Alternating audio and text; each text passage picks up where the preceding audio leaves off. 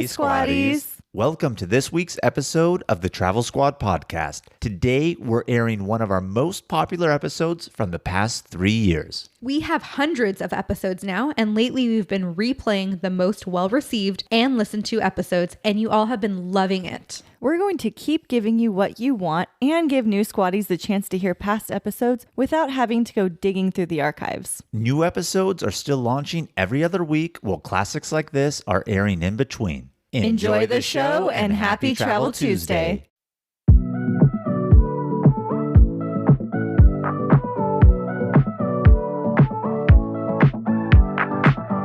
Welcome to the Travel Squad podcast. We adventure the world together, one passport stamp at a time. We're here to share travel news, tips, and our own adventures with you. Every Travel Tuesday, we share stories on a variety of topics, including our hometown San Diego, hiking, Weekenders, national parks, international getaways, and inspiring you to go on your own adventures, even if it starts with your own backyard. I'm Jamal. Brittany, and I'm Kim. And we're the Travel Squad podcast. So grab your ticket and your passport. And don't forget your travel insurance. and prepare for takeoff.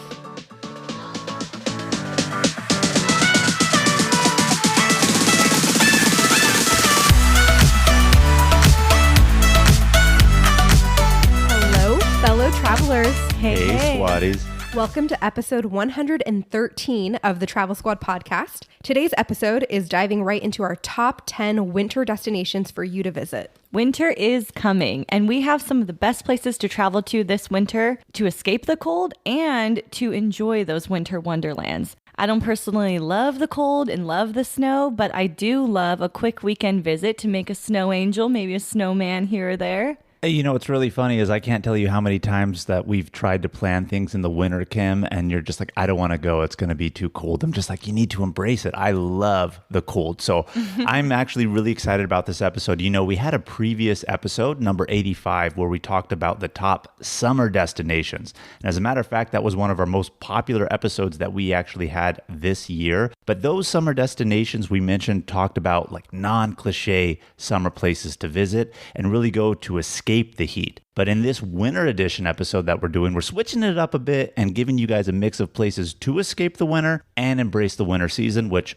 I'm all about. So we have it broken up into two categories: 5 places to embrace the winter vibes and 5 places to escape the frigid temperatures and to soak in the sun. So let's get the frigid out of the way first. Let's talk about winter vibes. Winter vibes number 1 right here, one of my favorite places that we've ever visited, Chamonix, France. It's actually located in the French Alps. It's tucked in the corner between Italy and Switzerland, and it's a great mountain town to go to if you're in Europe to embrace those winter vibes. It almost reminds me of a Aspen or Vail type place to visit here in the United States. Temperature-wise, it has an average high in the 40s, lows in the 30s, and it's tucked in this beautiful little valley. They have these beautiful gondolas that you can go up and embrace, and I just loved Chamonix. Yeah, when we were in Chamonix, we stayed in a really nice hotel, and it had an indoor swimming pool because, Ooh. you know, you're there during winter. And Did it have a hot tub too? it did have a hot tub too. And then all of the windows around it were like floor to ceiling windows, and you could look out and see all of the snow, which was like super cool. Very romantic. Chamonix is a favorite for skiing. A lot of people go there during the winter to ski there. But they also have other winter activities like dog sledding, which I've never done, but I do want to do. That would be so fun. I think it would be really fun to do that. Snowshoeing. We were supposed to do that in Breckenridge, but we haven't been able to. I also think that would be really fun to do. And glacier hikes. And I think that would be absolutely gorgeous and amazing. So I definitely recommend Chamonix. We did take a gondola up to the top of Mount Blanc, and the elevation there is over 10,000 feet. And that was actually the first place I've ever felt altitude sickness before. And it came on like right away. It just hit you. It just hit you because you go basically from ground level all the way up, and you just are taking these stairs up, and you can just like feel how short of breath you are. Also, it doesn't help that it's like super cold out because we went for New Year's right around that time. So it was middle of winter. And so you could just feel like a little dizzy, a little bit of difficulty breathing. You could feel all of that. But the views from the top are amazing. 100% gorgeous. You can look out into obviously the French Alps, the Swiss Alps, and the Italian Alps. As a matter of fact, the top of Mont Blanc is the dividing line between Italy and France. You're still on the French side, so you're looking right into Italy, and Mont Blanc is the tallest mountain in the Alps, period. So you are at the highest level. When you are up there on a clear day, you can actually see as far as to the Matterhorn in Switzerland. So really, really amazing views up there from the top. I love it. It's a quaint European alpine town, and not to be missed, one of my favorite locations that we've ever been. And they definitely know how to do New Year's right. Like when we were walking the town the day before, they have a whole bunch of tasting menus and like exclusive menus for New Year's and New Year's celebrations. And like it's a really big thing there. So I highly recommend going in winter. And if you can make it for New Year's, you'll definitely enjoy it. When you guys went for New Year's, how many nights did you spend there? We spent, 2 or 3 nights there because this was the tail end of our honeymoon trip that we had actually taken. We did the European river cruise down the Danube. Since we were there, we were like, well, let's just go to France and let's go spend New Year's in the French Alps. So we did that. So it was about 2 or 3 days that we spent there, which is enough time to just get a feel of the city and the vibes. But if you are going there to really do winter activities like snowboarding, skiing, etc., you may want to spend more time because you could ski from one country into the next. And which is really cool. That is cool. So number 2 on our list is Boise, Idaho. In the United States. And we love Boise. We've talked about Boise before. For all of our new listeners, you can go back to episode 38 and hear that one. It's a hoot. It's a big hoot. I loved Boise, Idaho. So the highs in Boise are in the 30s, 40s, lows are in the 20s. So it's a very snowy town in the winter. But the best thing that we did in Boise was snow tubing. And if anyone has not been snow tubing, definitely recommend you try it. It is so much fun. Like Kim said, it's a hoot. You know, I knew it was going to be fun, but I didn't realize how fun it was going to be until we actually got onto the slopes. And they give you these really big, like industrial sized inner tubes, and you get inside them and they have this really big hill for you to tube down. And then at the bottom, they had a conveyor belt that brings you back up so you could do it all over again. And we did. I think it was like a 1 or 2 hour reservation for the time slot that we booked. And they were policing the time really well. So we were like timing how long it would take us to go down the hill and conveyor belt back up so we can see how many more runs we had before our time was up. We raced each other down. We like connected to each other and went down as a group. We went down on our stomach. We went down a whole bunch of ways. All the ways. All the ways. Snow tubing was really fun. So in Boise right here, they have a road. I think it was called Bogus Basin Road. And that's actually where we went to go do the snow tubing, which is Bogus Basin. And that road runs you only to this winter resort. So if you don't want to do snow tubing and you actually want to do skiing or snowboarding, you can at this location. We just opted to do the snow tubing. But other than that, if you're going for a more mellow winter activity to do in Boise, Boise is known for its plethora of hot springs that they have. So we went to 2 locations specifically ourselves, Kirkham Hot Springs, Gold Fork Hot Springs. So just imagine being out in nature in the winter, surrounded by trees that are dusted with snow or it even snowing on you and sitting in natural thermal water, relaxing. No better winter vibes than that, quite honestly. And you could do that here in Boise. Yeah, in fact, the Gold Fork Hot Springs was a place that we discovered through Instagram and seeing people's beautiful pictures of them in one of the many steaming pools with snow-covered trees all around them.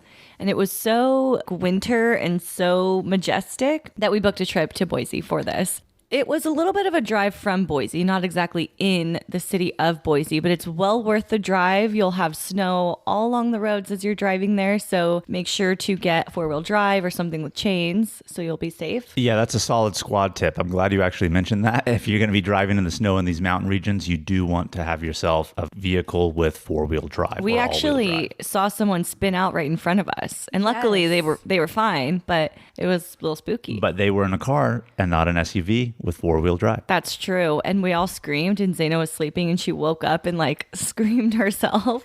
And they weren't even going fast. I mean, we were going pretty slow down a road to get to the hot springs, and their car just couldn't handle it because the roads were so icy. So they just spun out. Point being, safety first, get that 4-wheel. Yeah, but it's definitely worth the drive. Wear the bikini with the beanie and the boots cute pics right there. Bikini with the beanie. I like that. I was actually going to say you get the best of both worlds because you have the winter vibes and you could still be in a bathing suit summer vibes. So it meshes as one here in Boise. Yes, it's awesome. So Gold Fork has a small fee that you do have to pay to the owners and operators of the property, but Kirkham is fully natural. In nature, you're parking on the side of the road, you're doing a little, not a hike, but like a little trek to get to the destination. And they have a whole bunch of these really small hot spring pools. And they even have like a little waterfall of the hot water coming down the side. And it's just amazing. Like we got our own little area to ourselves and it's perfect. And I can't imagine even going here in summer because the hot water in the summer would be too hot. So you have to have the nice, crisp, cold air, wearing that beanie and to just like really soak and enjoy. Beanie in the bikini.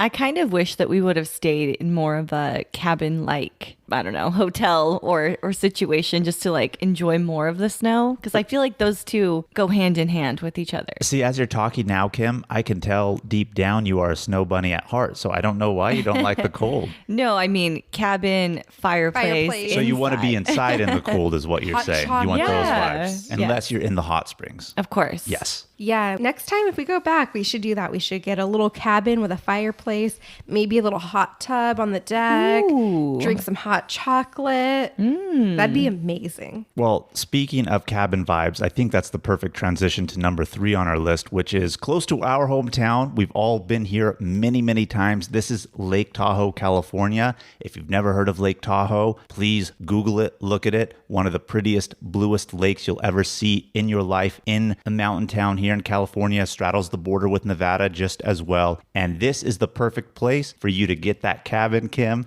light that fire, stay inside, watch it come down, or do winter activities also. Well, it's funny you said Lake Tahoe, California straddles the border with Nevada, but Lake Tahoe exists in both California and Nevada. I'm just repping Cali, Kim. Repping Cali. It's a really cool place in that it's on those state line borders. So as soon as you cross the state line, you get all of the Nevada casinos and like fun nightlife that comes with that. You get free drinks while you're gambling. Hello. But you can do that in summer or winter. We're talking about winter here right now. So realistically, you're probably not going to go out on the lake during winter itself. It's going to be really cold unless you are adventurous. So realistically, you're going to either experience that Nevada nightlife that you talked about, Kim. We're also either going to get a cabin, stay inside, be warm, have a fire, have that hot chocolate, maybe spice it with a little bit of Kahlua, who knows? But Lake Tahoe, again, famous for its winter sports and activities. There are so many ski and snowboard resorts in the area. One famous spot is going to be Heavenly, Lake Tahoe, and it straddles, again, the line between California and Nevada, so you could ski from one state into the next. However, the main entrance to Heavenly is in California. They also do have Squaw Valley, which hosted the Olympics at one time, believe it or not. So if you want to feel like an Olympian, you can go to the western side of the lake and go to Squaw Valley, and so many other places. I'm not going to mention them all, but if you are big into your winter activities, those are two of the main highlights for you. Fun fact, I actually broke my left arm in Tahoe snowboarding once. The only time I've ever tried snowboarding was in Tahoe, and I never did it again because I didn't like it. But I have gone snow tubing, and I did love that, of course. One thing I just want to say is if you are not a person who wants to do snowboarding or skiing or even the snow tubing, I still highly recommend at Heavenly during winter, you go up in the gondolas. Once you're high up on the mountain, it gives you an overlook of the lake, and just to see the lake, which is already naturally blue, but with the hue of white and snow all around you, it just makes a more majestic vibe that you really can't get when you see it during the summer. So do check that out. It's worth paying the gondola fee just to go up to get that elevated look of the lake during winter. So pristine and clean and beautiful. Tahoe is also really, really fun for New Year's. I've spent many New Year's here enjoying the cold, yes, and the fireworks shows are beautiful. The casinos are so much fun. It's a really good time. I would definitely recommend. We used to go when we lived in Sacramento before we even turned 21, and you're supposed to be 21 in the casinos. Ooh. And we would get in there, and it was just so crazy with so many people on New Year's that we'd get kicked out of one, walk to the other one, and it was a total shit show, but it really, really fun. You know what I used to do before I was 21? And I maybe shouldn't say this, but I'm going to say it anyway. I had my parents, they would get me an alcoholic beverage. I would hold a beer in my hand, so that way it already looked like I had gotten carded. And then I was just free to roam throughout the casino. Didn't really have any issues. So I'm not advocating doing that. That involves someone who's 21 and over getting you something. But I kind of experienced that, but I never got kicked out, Kim, because I had a foolproof plan. Ah, there you go. Well, I just look so young for my age, you know. You do. So youthful.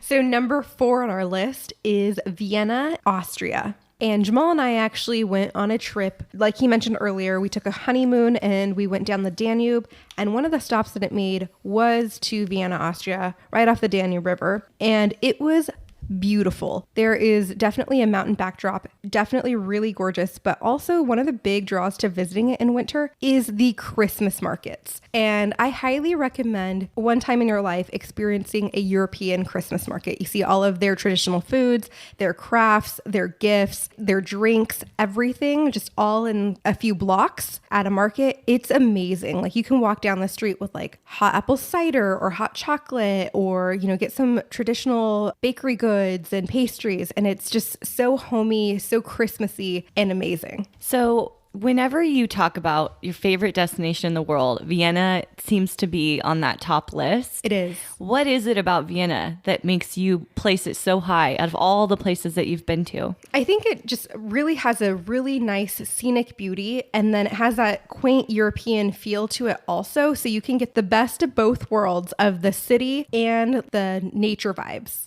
I have to go. I definitely would love to see this at Christmas time. You really do. What I really like, piggybacking off of what Brittany said, is that Vienna is such a modern city, but the architecture of the buildings and everything that they have there is very classic European. So it's kind of that mix of modern and old, and in winter, plus with those Christmas markets, the people, the vibes, makes a really, really cool city. Vienna, definitely top of the list. In Vienna, they also have a Ferris wheel, and it's in the center in Vienna. It's been in operation for over 100 years, and it's not a traditional Ferris wheel. That's a little sketchy. But it's not a traditional Ferris wheel with like your legs hanging down or anything like that. You're actually in what looks like almost like a barn, and you're in like this barn capsule that keeps moving, and all of them are like that. You can actually have like wedding proposals there, romantic dinners, special events there, and it was featured on The Amazing Race as well, and they had this really funny challenge where you had to eat like a whole meal by the time the cart went around. But anyways, it gives amazing views of the city and it's really fun. So while you're in Vienna, also try to ride the Ferris wheel. And Vienna is also known for the coffee houses. Plenty of coffee houses to enjoy and just sip some coffee and people watch. Like people do that there.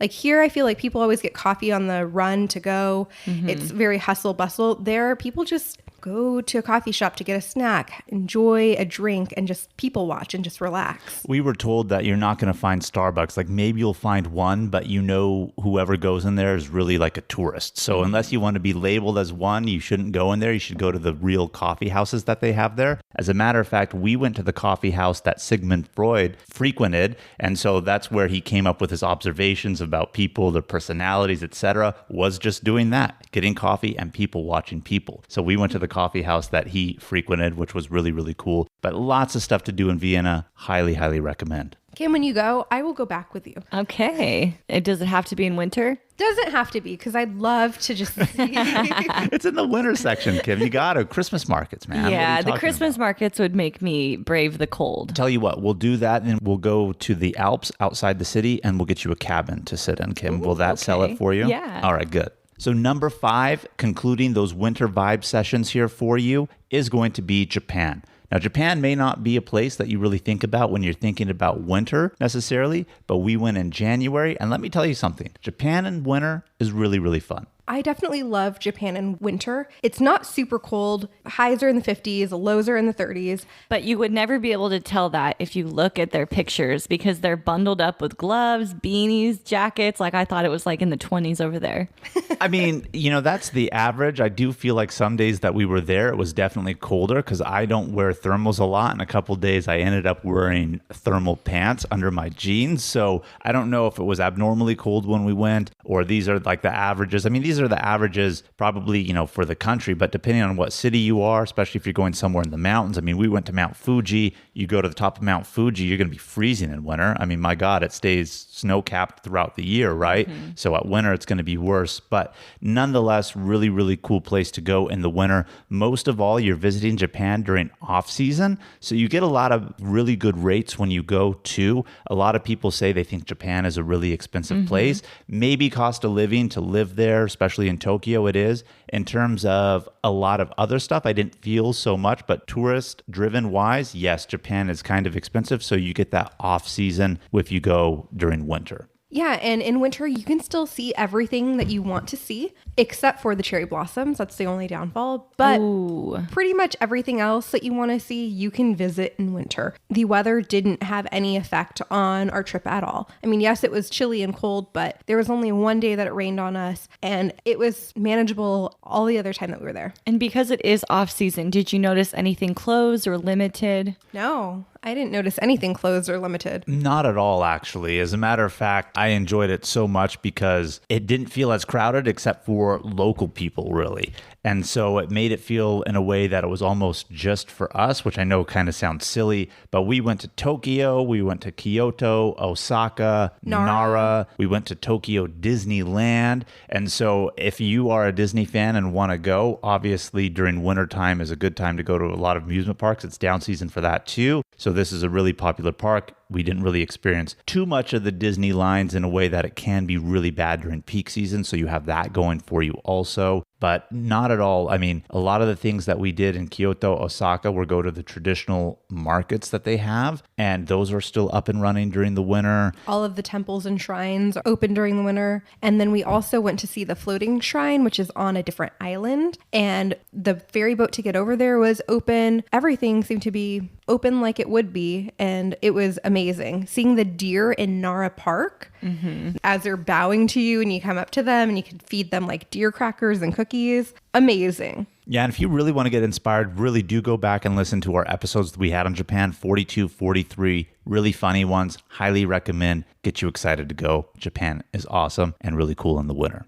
Those were our top 5 places that we're recommending you go to in winter. There's one other place I would love to get to this winter, and that is Breckenridge, Colorado, because we tried to go last winter. Yeah, we tried so hard, and then, we were going to brave out the storm that they were going to have until like our flights got canceled. Our flights got canceled. The only reason we didn't go was it was like the worst storm since 1885 or something like that. Of course, that would happen to us. And this is probably why I don't enjoy winter travel as much, because there are these random disruptions. We tried to go to Big Sur one year in February, I think. Yep. And we had one of the craziest rainstorms in so many years that shut down power, caused us to leave work early, which we didn't mind. But it also took away a chunk of the highway. Landslide ruined the coastal highway, one section of it. Highway 1, the famous Highway 1 that we were planning to drive up to. So that threw a wrench in our plans. So winter travel, love it, hate it. Yeah, you also went to Big Bear, and how long did it take you to Oh get to my gosh. One time we went to Big Bear, and it was supposed to be just like a 2 or 3 day weekend trip. It's the 3-hour drive from San Diego normally. It took 11 hours because of the whiteout snowstorm and closing the mountain and opening the mountain and putting chains on. And it was a total disaster. That's crazy. Yep. I still love winter so much. I love traveling in winter. I love that it's off season. I love that it's cold. I love that there's Christmas markets and, just so much to do in winter and without the crowds. A little bit more planning and a little bit more expecting the worst. But if you come into it with that and you can just sit there with your hot chocolate and your fireplace, then winter travel, that's what it's about. Doesn't matter what season it is, there could always be something, but I think Kim's just hating a little bit on the winter, but perfect transition because now we're getting to your time of the episode to shine, Kim. Summer vibes. Yes. We're in San Diego, so we don't get harsh winters by any means, but sometimes it's cold. Like in January, it can be very cold. Yeah, it could be 60 degrees. But yeah, and you may want to escape that cold, especially if you live somewhere like the Midwest or the Northeast, where you are being pummeled with snow day in and day out. Maybe you want to break from that. So we have 5 places that are really great to travel to in the winter months to get away from the cold. And the first one on our list, Our sixth destination of our total episode here is Thailand. I went here in November one year, and that's just the beginning of the popular travel season for Thailand. And I would recommend going in those early, like November or maybe like February, because for Christmas and New Year's, it gets really busy and the prices do go up and the availability goes down. But it's also a really fun time to be there if you're taking a holiday trip. Why is it so busy during New Year's? Do you know? Do they have like a whole bunch of celebrations? Well, I think the weather is good. It's not the rainy season. It's not the cold season. Not that it gets very cold there, but the rainy season is basically wrapped up. And so it is the high time for travel and it's the holidays. So people like to travel over Christmas or New Year's. So when I think of Thailand, it makes me obviously think Southeast Asia, humid. Is it humid during that time, Kim? Because Brittany and I haven't been. I know you went to Thailand, one of your favorite places. You really rep it up as I rep up Chamonix and Brittany reps up Vienna here. So this is like your version right here on Summer Vibes. So what's the weather like out there? And I know you're a beach person. I know you went to the beaches. So tell our listeners a little bit about that. Humidity wise, I would say yes, you can expect some humidity. It's not terrible and it's okay. But also, I think I can stand humidity more than some other people, particularly Jamal. I hate humidity. But no, it's not that bad, really. So I don't know. I think when I went to Bangkok, of course, Phuket, Koh Phi Phi, Koh Phangan, and Koh Samui. All the Kohs. Not all the Kohs, actually. There's a lot more Kohs, if you can believe that. But all of those southern islands are really, really nice, really fun to hang out in. You can totally get beach vibes. Things are so much cheaper. Like you can get a giant bucket cocktail for $5. Love it. Crazy. The food is cheap. The food is so good. And I mean, they just have like day beds all over the beaches and they're not like what you'd expect in San Diego where it's like $20 a day bed. It's free to sit on these day beds. Ooh. And they'll take your order right from your chair there on the beach. We actually went out, got to the beach in Koh Samui. And this lady came over and was like, hey, do you want some beers? And we're like, we're about to go in the water. Let us know when we get out. We're in the water for like an hour. We come out. As soon as we get out, she comes over and is like, are you ready for your beers? Or she may have even had them ice cold beers in the bucket for us. How can you say no after that Like point, right? $1 beer. It's, I mean, you're not going to say no. You're in Thailand.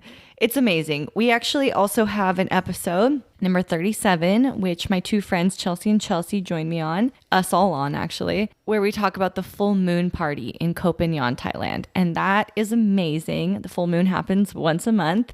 So during that time of year, there's a wild party on the beaches of Koh Phangan. It's so much fun. Definitely would recommend it. I'm so glad that I did it in my 20s and not in my 30s. Ooh, yeah, we Tim all at 30 know. is a whole new ballgame.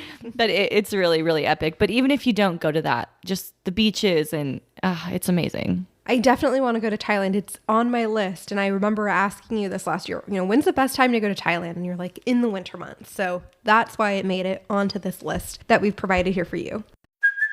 Hey, it's Kaylee Cuoco for Priceline. Ready to go to your happy place for a happy price? Well, why didn't you say so? Just download the Priceline app right now and save up to 60% on hotels. So whether it's Cousin Kevin's Kazoo Concert in Kansas City, go Kevin, or Becky's Bachelorette Bash in Bermuda, you never have to miss a trip ever again. So download the Priceline app today. Your savings are waiting. Go to your happy place for a happy price. Go to your happy price, Priceline. Hey Squatties, we want to share one of our favorite travel products with you. Liquid IV is a category-winning hydration brand fueling your well-being while traveling. One stick fits into 16 ounces of water to give you 3 times the electrolytes of traditional sports drinks and hydrates you 2 times faster than water alone. Their half-ounce hydration multiplier powder packet is the one product you need in every suitcase, carry-on, and day pack. We use it while flying on planes because flights can be so dehydrating. We use it when we feel jet lagged, when we're out on a hike, and after a long night out that has us feeling worn out. In just one stick, you get 5 essential vitamins, B3, B5, B6, B12, and vitamin C. Liquid IV also now comes in 12 delicious and refreshing flavors to keep your hydration routine exciting. Our favorites are the lemon lime and tangerine with immune support. It's made with premium ingredients, all non-GMO and gluten, dairy, and soy-free. Get 20% off when you go to liquidiv.com and use Travel Squad Podcast at checkout. That's 20% off anything you order when you shop Better Hydration today using promo code Travel Squad Podcast at liquidiv.com. Hey, Squatties, let's take a quick detour to talk about our travel itineraries that we've created just for you. We just launched several new international trip itineraries, including Tulum and Japan. This is on top of the itineraries we already have for U.S. trips like the Hawaiian island of Kauai, the U.S. Virgin Islands, as well as national park trip itineraries, including Utah's Mighty Five National Parks and a week at Grand Teton and Yellowstone. These fully built out 20 to 30 page PDF guides are available for instant download on our site right now. Every detail of the trip is laid out for you, so all you have to do is download, book, show up, and have fun. The itineraries tell you where to fly into, the exact route to take, where to stay, park entrance prices, where to eat, driving distance between attractions, the things to see and do, even the hikes we recommend, their mileage, and the time to allot for each one. And believe it or not, so much more. Be sure to head over to TravelSquadPodcast.com to download your very own comprehensive travel itinerary today.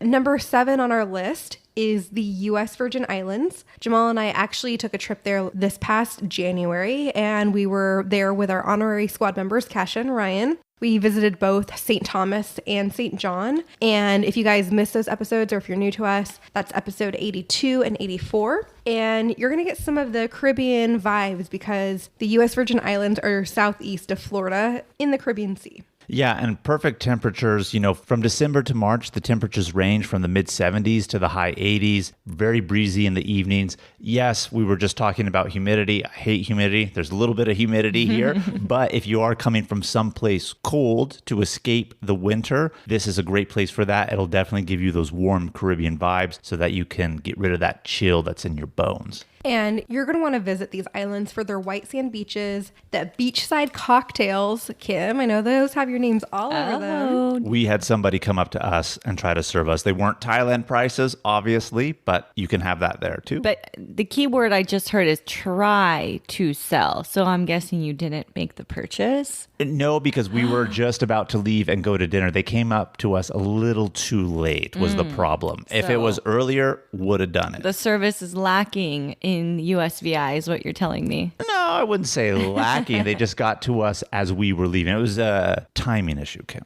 Timing issue. Okay. But also known for snorkeling and gorgeous ocean views, we got to swim with so many sea turtles. And if you've never swam with a sea turtle, so much fun. I mean, you can just float on the surface, look down through your goggles at them. They chomp on all of the seaweed, the grass on the seafloor. Then they pop up like right next to you, take a breath of air, and then they swim back down.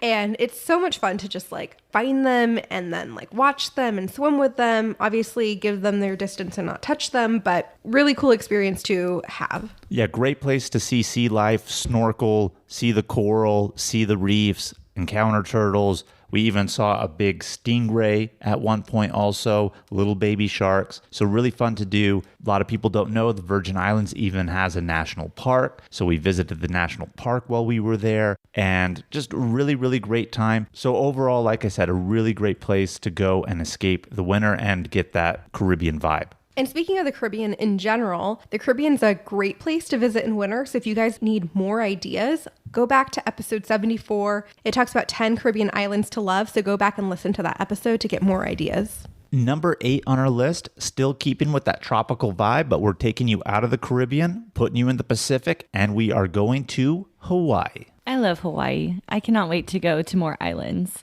You've been to Kauai. What other islands are on your top? I want to go to Maui really bad. So we actually just got back from Maui and definitely recommend going to visit yourself, Kim. Pick up one of those cheap flights on Southwest. When you I know we're going to record an episode on that. That's going to be episode 120 coming up. I can't wait to hear about it. Because, yeah, I would love to go to Maui in the jungles. But we went to Kauai as the travel squad, and we did an episode on it. It was one of our very first ones that ever came out, number 2. It's so fun there. We spent a week there. We went hiking, snorkeling, swimming.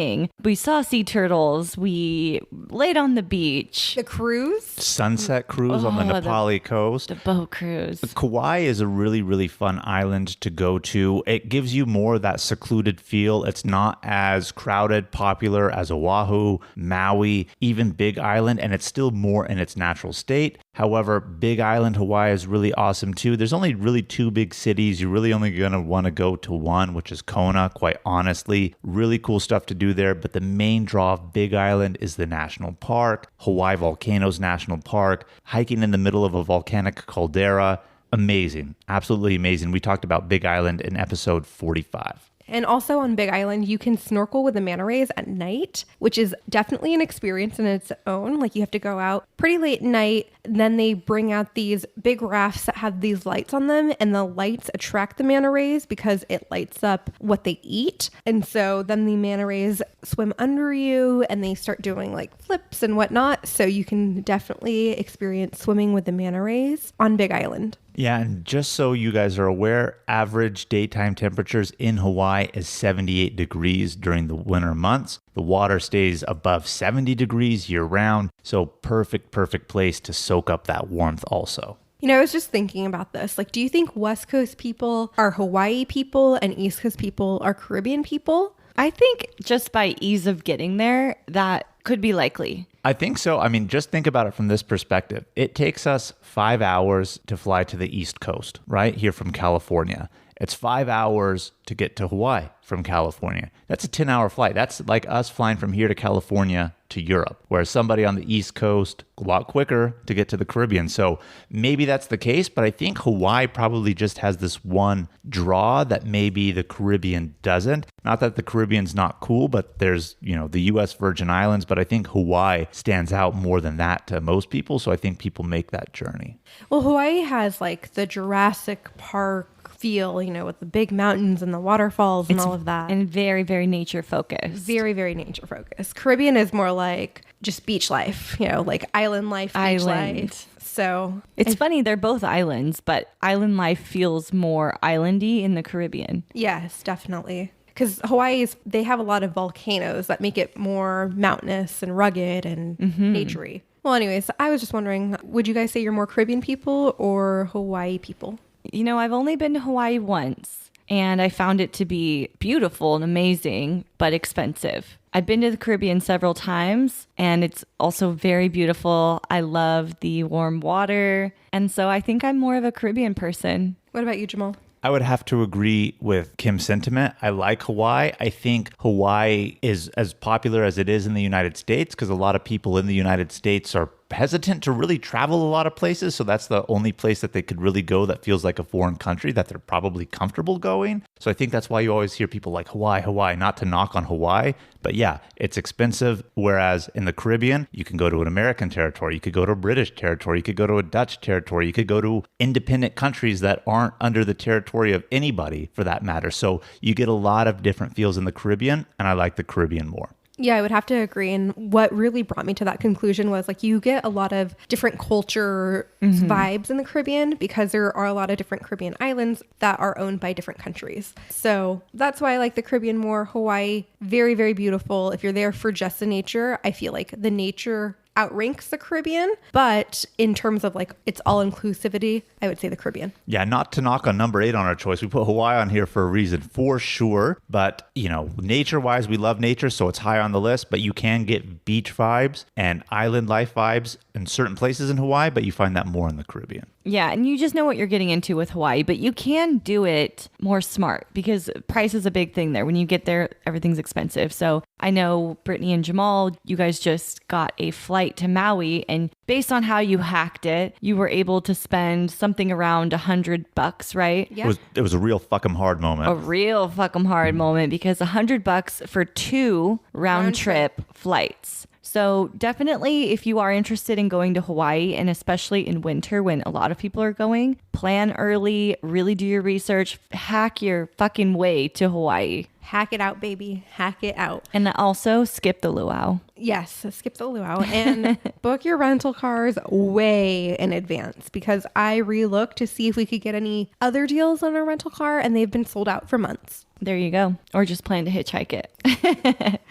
Okay, moving on to number 9 on our list. We have, speaking of the Caribbean, Quintana Roo, Mexico. And I put this whole region on here, not just Tulum, because I wanted to talk about several different places here. So typically you're going to fly into Cancun, And then it's a long drive from Cancun to Tulum, a couple hours. But along that way, you pass several different little towns and cities. One of those is Playa del Carmen. So all three of these places I would recommend visiting, whether you stay in just one or you have a week there and you explore all of them, because throughout this whole region and this drive, there are cenotes, there are ruins, there's beaches, there's party places. There's so much to do and so much like different vibe you can get from all of these places. I love it. I would recommend experiencing all of it as much as you can. You know, unfortunately yet for Brittany and I, we have not been to Cancun or Tulum quite yet. We have been to Cozumel, which is in this region, but it's an island, and we went there when we were on a cruise,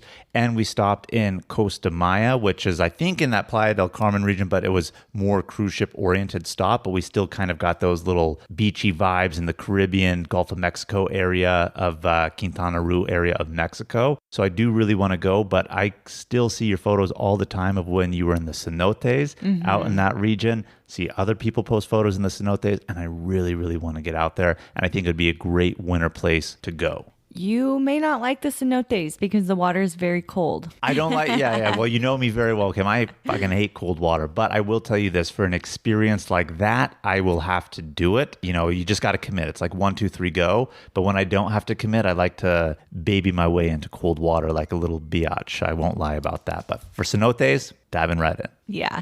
So in the winter, it's still warm. It's still humid, but it's not as bad as it is in the summer. When I did go here, it was in June and it was very hot, very humid, and like really uncomfortable, honestly. Like forget about doing your hair or makeup. So winter would be better because you're cold. You want to get away from that. You want some warmth. It's still going to have some of that humidity. And so the cenotes are still going to feel nice when you jump in because it's still going to be hot. But another thing that's nice about winter is the algae blooms that happen in this region happen in the summer, where the beaches and the ocean fills up with algae and seaweed. It's smelly.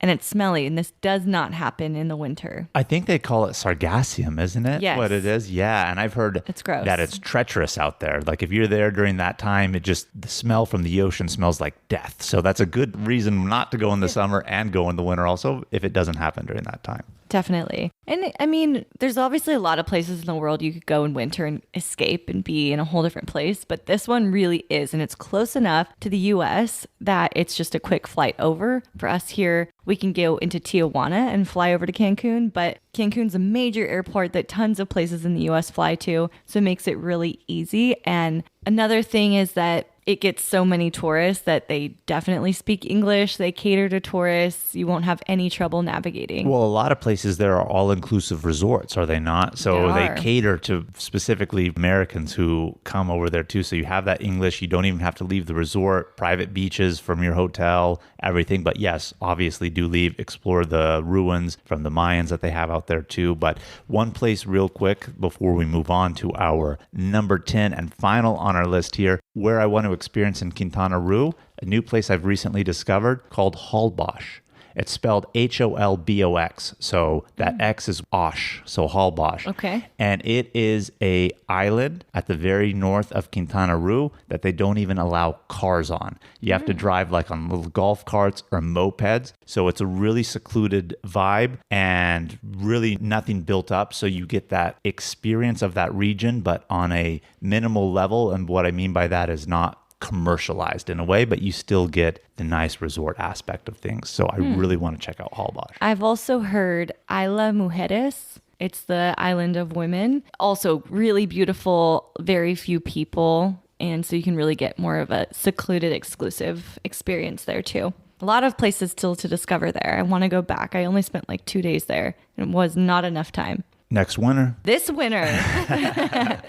Okay, so we are towards our last place here, but we're not just going to give you one. Yes, this one is an all-inclusive in a way, and something that I was really passionate about putting on here, a Mexican or Caribbean cruise, because we love cruising here at the Travel Squad podcast. So why limit yourself to one place?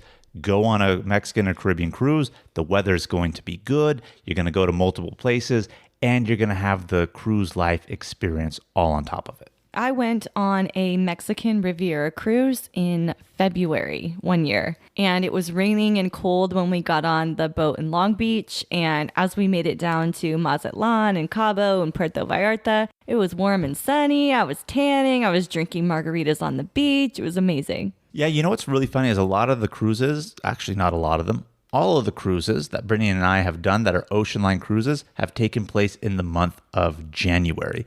And you would really think that, oh, you know, that's a time during winter, people are trying to escape and things are going to be expensive. But cruises as a whole, I don't think are very expensive. So, I mean, it's a really good deal at that time also. You're escaping the winter weather. You're going to a warm, tropical place. Love, love, love to do cruises during the winter, and I highly recommend it. That's why we're saving it number 10. I don't want to say best for last, but one of the best choices in the terms of you're not limiting yourself to one place and you're getting an experience with it. Yeah, I've been on like 8 different cruises, both to Mexico and to the Caribbean, and the majority of them have taken place in winter. So I definitely agree that taking a cruise in the winter to Mexico or Caribbean is a must do. You're going to get great weather. It's going to be beautiful. You're going to escape the cold and you're going to have a great time. And cruise life is the best life. Cruise life. I love it. Love it. So I mentioned that Mexico cruise that I did. Another route that I took was out of Miami, and it was a 5-day cruise to the Dominican Republic and Turks and Caicos were the 2 stops. And if you're going to take a Caribbean cruise, I would give you my vouch for that one. It was really fun, really beautiful. And we were just talking about Caribbean life versus Hawaii life. Caribbean life is like reggae music, rum and coke, Jerk chicken, I love how Brittany throws in the jerk chicken. conch salads. Oh, yeah. Conch salads, conch fritters, conch everything. I love the Caribbean. Really fun, really good option to do these cruises. All right, guys. So get out there, travel this winter, whether that is over the holidays or just a little excursion to escape the cold, and let us know where you're going too. But now we have a very, very important segment to get to, and that is questions of the week.